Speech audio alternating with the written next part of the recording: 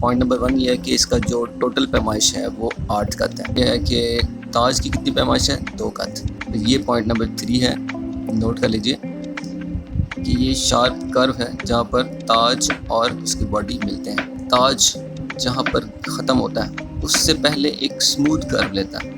ये है point number 4। ये अलिफ का जो दरमियान वाला सुल्सान है, थिकेस्ट पार्ट है, बारीक होता है। तो छठा पॉइंट ये है, आखिरी सुल्सान जो है वो इस तरह घूमता हुआ बाएं हाथ पे इख्तिताम पजीर होगा। और सबसे इम्पोर्टेंट, एक कत से बाहर नहीं जाता।